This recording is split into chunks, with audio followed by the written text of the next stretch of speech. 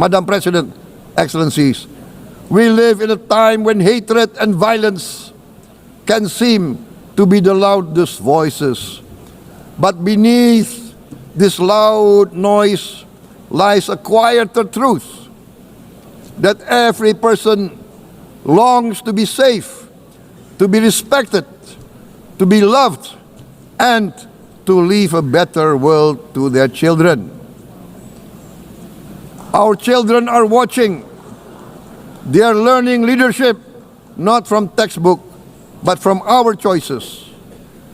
Today, still, a catastrophic situation in Gaza is unfolding before our eyes.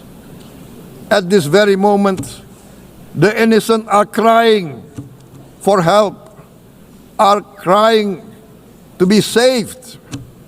Who will save them? Who will save the innocent? Who will save the old and women? Millions are facing danger at this very moment. As we sit here, they are facing trauma. They are facing irreparable damage to their bodies. They are dying of starvation. Can we remain silent? Will there be no answer to their screams? Will we teach them that the human family can rise to the challenge? Madam President, we must act now. Many speakers have said that. We must stand for a multilateral order where peace, prosperity, and progress are not the privilege of a few, but the right of all. With a strong United Nations, we can build a world where the weak do not suffer what they must, but live the justice that they deserve. Let us continue humanity's great journey of ideals, the selfless aspirations that created the United Nations. Let us use science to uplift, not use science to destroy. Let rising nations help others to lift themselves. I am convinced that the leaders of the great world civilizations of the West, of the East, of the North, of the South, leaders of America, Europe, of India, China, the Islamic world, the whole world, I am convinced they will rise to their role demanded by history. We are all hopeful that the leaders of the world will show great statesmanship, great wisdom, restraint, humility, overcome hate, overcome suspicion.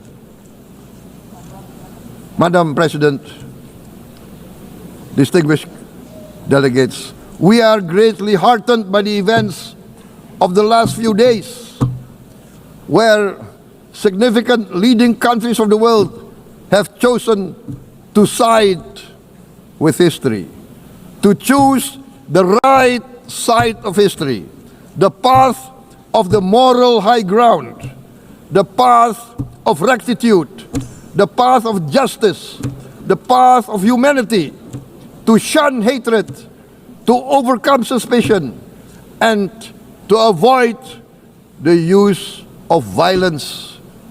The use of violence will beget violence. No one country can bully the whole community of the human family.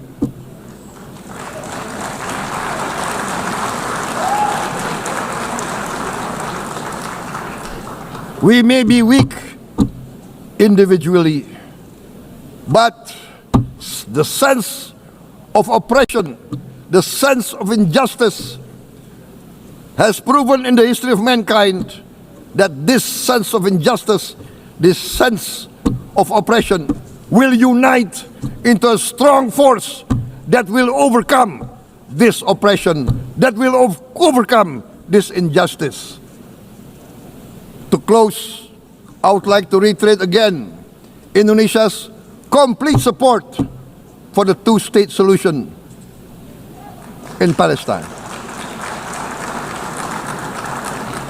We must have an independent Palestine, but we must also recognize, we must also respect, and we must also guarantee the safety and security of Israel.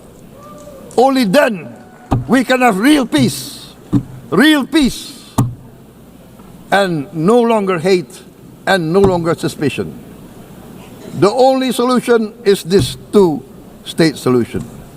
Two descendants of Abraham must live in reconciliation, peace, and harmony. Arabs, Jews, Muslims, Christians, Hindus, Buddhists, all religions, we must live as one human family. Indonesia is committed to being part of making this vision a reality. Is this a dream? Maybe, but this is the beautiful dream that we must work together towards. Let us work towards this noble goal. Let us continue humanity's journey of hope, a journey started by our forefathers, a journey that we must complete. Thank you. Wassalamualaikum warahmatullahi wabarakatuh.